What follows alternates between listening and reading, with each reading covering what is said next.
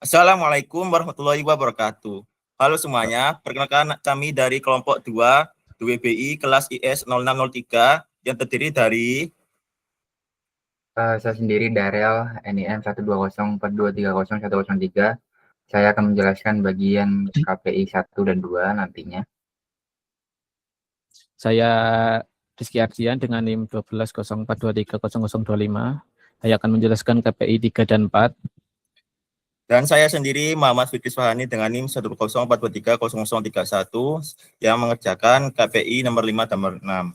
Di video ini kami akan mempresentasikan dashboard analisis penjualan untuk tugas 2 DWBI ini. Jadi dashboard ini kami buat menggunakan Google Looker Studio yang terintegrasi dengan database MySQL dari iFan. Kami akan menjelaskan mulai dari sumber data, struktur dashboard, demo penggunaan fitur, hingga analisis dari ke-6 KPI yang telah kami visualisasikan. Oke, langsung saja kita mulai dari penjelasan sumber data. Saya persilakan Darel untuk bagian ini. Ya, baik. Terima kasih Fikri. Saya di sini akan menjelaskan tentang sumber data yang kami gunakan dalam pembuatan dashboard ini. Dimulai ya, data yang kami pakai berasal dari database warehouse yang namanya itu DWH_sales_OPS. Ini tuh berisi data transaksi penjualan retail dari tahun 2022 hingga 2023. Database ini sudah kami upload ke MySQL dan kami rancang menggunakan star schema, satu tabel fakta dan juga 3 tabel dimensi. Untuk tabel faktanya sendiri berisi 9 kolom yang menyimpan data transaksi berupa row ID ini sebagai primary key, order ID untuk identifikasi pesanan, order date untuk tanggal transaksi, CT ID dan product ID sebagai foreign key menghubungkan ke tabel dimensi, dan 4 kolom metrik penting seperti sales untuk nilai penjualan, quantity untuk jumlah barang, diskon untuk potongan harga, dan profit untuk keuntungan bersih. Kemudian juga didukung 3 tabel dimensi tadi ya. Yang pertama itu ada dim date, yaitu tabel dimensi waktu yang berisi 4 kolom. Kolom pertama itu order date sebagai tanggal lengkap, terus ada day untuk hari dalam bulan, lalu ada month untuk ini tuh kami lakukan analisis temporal ya, berarti tren bulanan dan juga perbandingan tahun ke tahun. Kemudian kedua ada dimensi tim produk. Ini berisi informasi produk dengan beberapa kolom. Yang pertama ada product ID, ini sebagai identifier. Yang kedua ada subkategori untuk subkategori produk. Yang ketiga ada kategori untuk kategori utama. Ini terdiri dari furniture, teknologi, dan juga office supply. Serta juga ada dimensi produk untuk nama lengkap produk. Kemudian ada dimensi location, berisi informasi geografis dengan 4 kolom utama, yaitu city ID sebagai identifier, city untuk nama kota, state untuk negara bagian, dan region untuk wilayah yang terbagi menjadi west, east, central, dan juga south.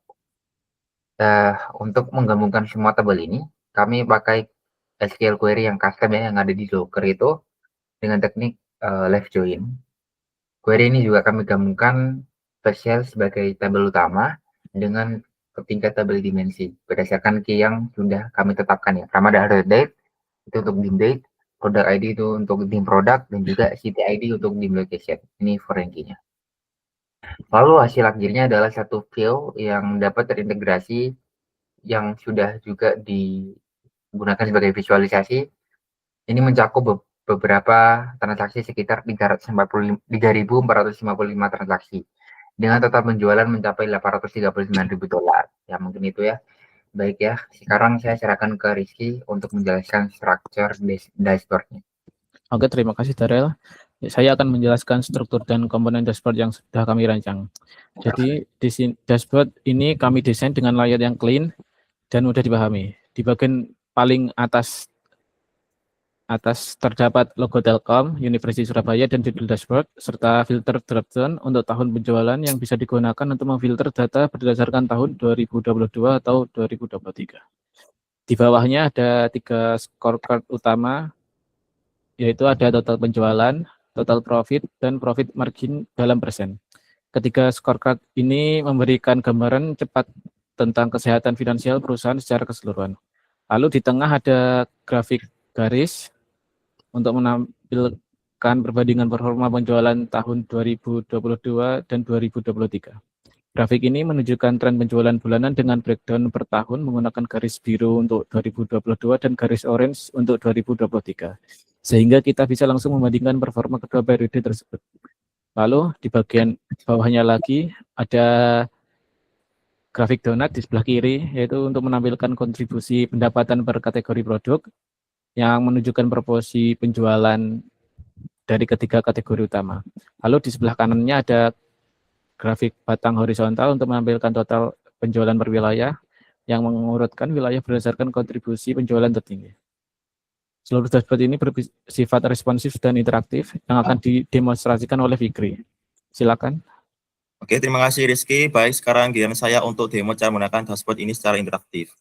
Yang pertama adalah demo filter dropdown ini. Di sini ada bagian sebelah atas, ada dropdown filter tahun penjualan. Sekarang posisinya menampilkan semua data dari tahun 2023 dan 2022.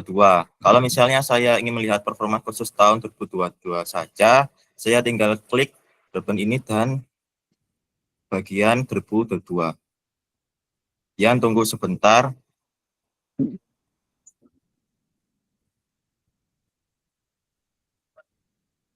Oke, di sini jika diperhatikan semua grafik dan angka di dashboard ini langsung terupdate otomatis.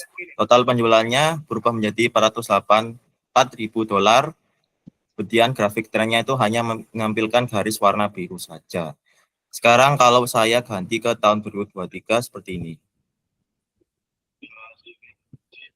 Nah, kemudian untuk bagian penjualannya turun menjadi $354.000 dan di grafik tren jelas-jelas hanya cuma garis oranye dengan penurunan drastis di akhir tahun di bulan November dan Desember.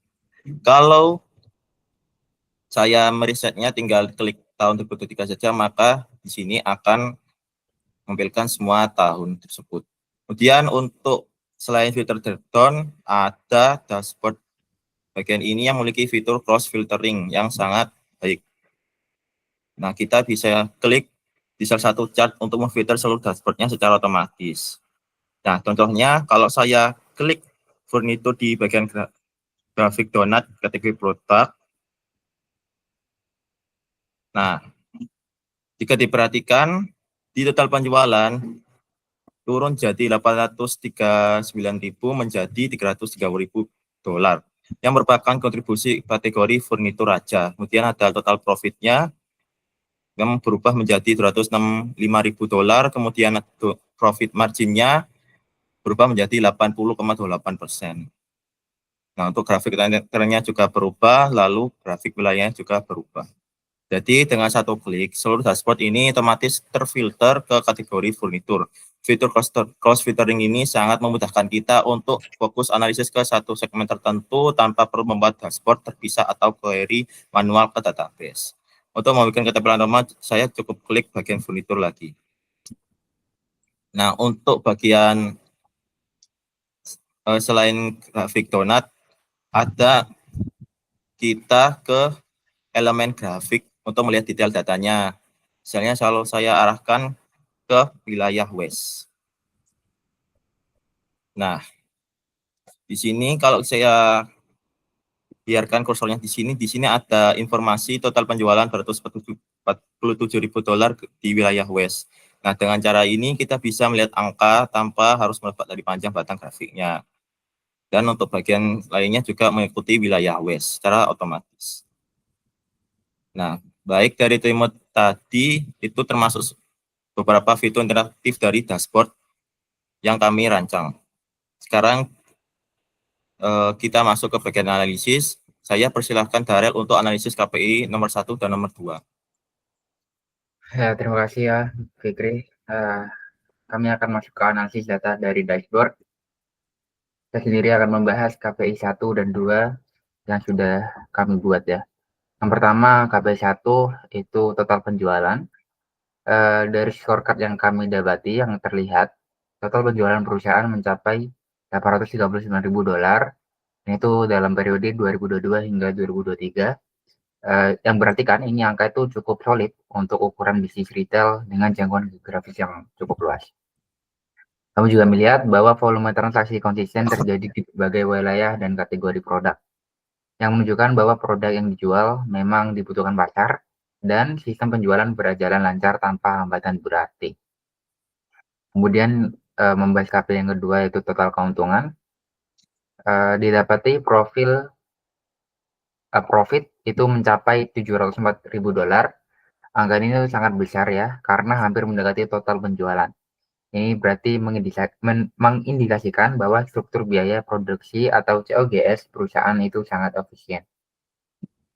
Dengan profit yang sebesar ini, perusahaan memiliki ruang napas yang luas untuk pengembangan bisnisnya, bisa juga digunakan untuk investasi teknologi, atau juga sebuah mitigasi ya untuk menghadapi situasi darurat tanpa mengalami masalah cash flow.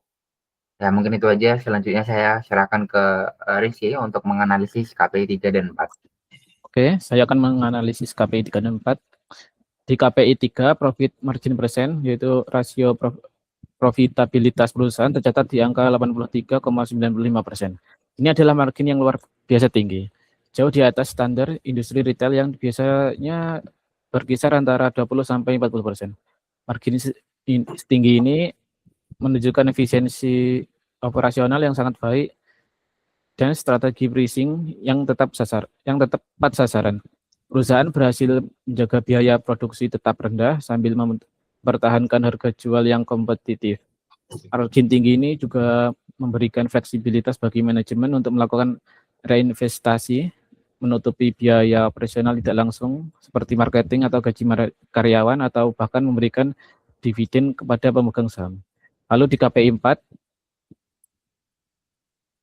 perbandingan performa penjualan tahun 2022 dan 2023. Dari grafik tren bulanan, kami menemukan pola yang cukup menarik. Di tahun 2022 menunjukkan performa yang stabil sepanjang tahun dengan total penjualan $484.000, namun di tahun 2023 mengalami penurunan signifikan menjadi hanya $354.000. Yang paling menarik perhatian kami adalah di bulan November dan Desember 2023 di garis orange turun drastis hingga menyentuh nol. Kami ragu ini murni karena penurunan penjualan sebenarnya, atau kemungkinan besar ada masalah data yang belum terinput di sistem di periode akhir tahun, atau bisa jadi ada gangguan teknis pencatatan transaksi. Jadi temuan ini penting karena bisa mempengaruhi akurasi evaluasi kinerja tahunan. Sebaiknya tim IT atau bagian administrasi melakukan pengecekan kembali terhadap kelengkapan data kuartal 4 tahun 2023 sebelum menarik kesimpulan final. Baik, selanjutnya saya serahkan kembali ke Fikri untuk analisis KPI 5 dan 6. Oke, terima kasih Rizky. Sekarang giliran saya untuk analisis KPI nomor 5 dan nomor 6 yang saya kerjakan. Di KPI nomor 5 ini adalah kontribusi pendapatan per kategori produk. Jadi dari grafik donat yang terlihat ini, kategori furnitur memimpin dengan kontribusi 39% atau sekitar $330.000 dari total penjualan. Disusul oleh teknologi dengan 33%, dan office supplies dengan 27%. Untuk komposisi ini menurut kami cukup sehat karena meskipun furnitur memimpin, kontribusi teknologi dan office supplies juga cukup besar sehingga perusahaan tidak terlalu bergantung pada satu jenis produk saja. Distribusi yang cukup seimbang ini memberi ruang bagi manajemen untuk menjaga fokus di furnitur sebagai produk andalan, sambil tetap mengembangkan strategi penjualan untuk dua kategori lainnya, agar pertumbuhan ketiganya bisa lebih merata. Dan untuk KPI nomor 6 ini adalah total penjualan per wilayah. Dari analisis geografis yang kami lakukan, wilayah West itu mendominasi sebagai kontributor penjualan terbesar dengan total $247.000. Wilayah Sentral dan East menyusul dengan performa yang cukup kompetitif, masing-masing menyumbang $224.000 dan $212.000. Namun kami melihat adanya kesenjangan yang cukup signifikan dengan wilayah South yang berada di posisi terakhir dengan $155.000. Jadi meskipun South berada di peringkat terbawah, kontribusinya masih cukup berarti, yaitu hampir 20% dari total penjualan. Ini menunjukkan bahwa meskipun wilayah West dan Central menjadi tulang punggung penjualan, wilayah South masih memiliki potensi pasar yang layak untuk dikembangkan. Nah, bagi kami sendiri bisa disimpulkan perusahaan itu bisa mengambil dua strategi. Yang pertama, memaksimalkan penetrasi di wilayah West dan Central yang sudah aktif performnya kuat. Yaitu yang kedua, melakukan riset lebih dalam di wilayah SOT ini untuk memahami karakteristik pasar dan hambatan yang menyebabkan jualannya tertinggal. Misalnya, apakah masalah distribusi, kompetitor lokal yang kuat, atau preferensi produk yang berbeda. Dengan strategi yang tepat, wilayah SOT itu bisa menjadi peluang pertumbuhan baru bagi perusahaan. Baik, itu analisis dari keenam kami yang sudah kami bahas. Sekarang saya akan tutup presentasi kami. Nah, dari